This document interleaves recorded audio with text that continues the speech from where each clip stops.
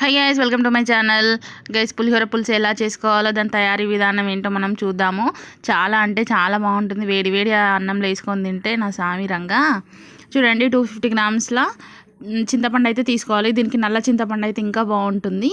మంచిగా బాగా కడగాలి ఒక 2-3 సార్లు బాగా కడిగి, ఎందుకంటే మట్టి దుమ్ము అనేది ఉంటుంది కాబట్టి ఒక 2-3 సార్లు బాగా కడగాలి. కడిగిన తర్వాత ఒక 200 ml వాటర్ అయితే వేసుకొని మంచిగా నానబెట్టేసుకోవాలి. మనకు అప్పటికప్పుడు కావాలి అని అంటే మనం హాట్ వాటర్లో కూడా మనము నానబెట్టుకోవాలి. హాట్ వాటర్ వేసుకున్నా కూడా త్వరగా నానిపోతుంది అన్నట్టు చింతపండు. చూడండి, ఈ విధంగా స్టవ్ పైన పెట్టుకొని ఈ విధంగా కుత అనేంత వరకు మనం ఉడికించుకోవాలి అన్నట్టు చింతపండుని. అదేవిధంగా మిక్సీ జార్ తీసుకోవాలి. ఒకటి చిన్న మిక్సీ జార్ తీసుకొని ఆ మిక్సీ జార్లోకి ఈ విధంగా అయితే మనం మిక్సీ పట్టేసుకోవాలి అన్నట్టు చింతపండుని.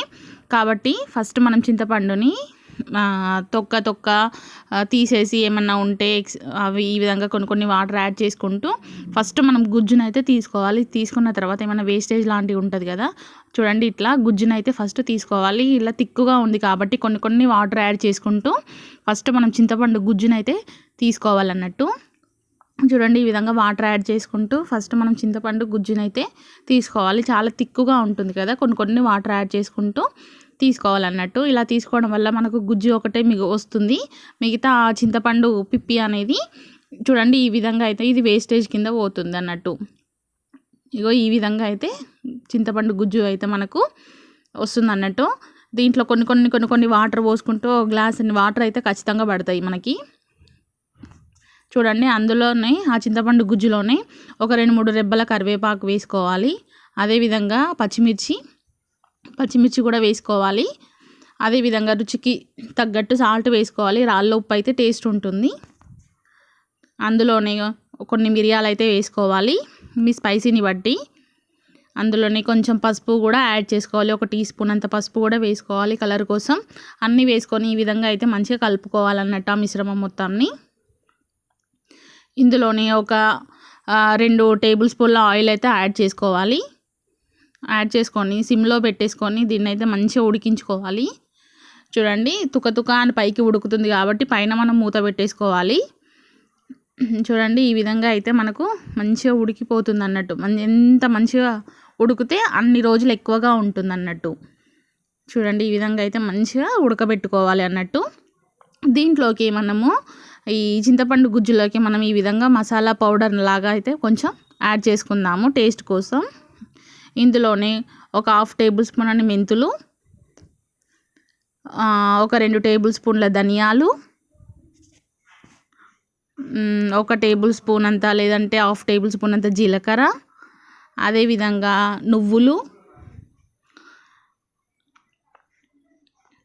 చూడండి, అదేవిధంగా పెప్పర్, మిరియాలు కూడా వేసుకొని, ఆవాలు వేసుకొని ఇవన్నీ మంచిగా రోస్ట్ చేసుకోవాలన్నట్టు. మంచిగా నువ్వులు కొంచెం చిటపటలాడుతూ ఉంటాయి కదా, అంతవరకు మనం వీటిని అన్నింటిని రోస్ట్ చేసుకొని ఈ విధంగా మిక్సీలోకి తీసుకొని మనం పౌడర్ లాగా అయితే మనం చేసుకోవాలి. చూడండి, ఈ విధంగా అయితే మిక్సీ పట్టేసుకొని పౌడర్ లాగా అయితే చేసుకోవాలి.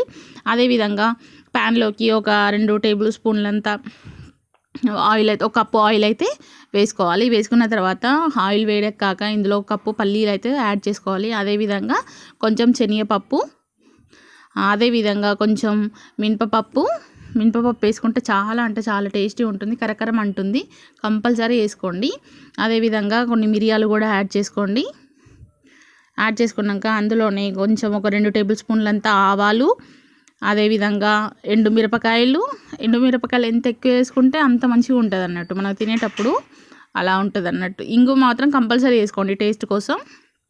ఇంగువ వేసుకొని కరివేపాకు వేసుకోండి. వేసుకున్న తర్వాత ఇవన్నింటినీ ఈ విధంగా కలపండి. మంచిగా అటు ఇటు కలపండి. కలిపిన తర్వాత మీకు అందులోకి కొంచెం కలర్ కోసం పసుపు యాడ్ చేసుకుంటే పసుపును కూడా యాడ్ చేసుకోవచ్చు.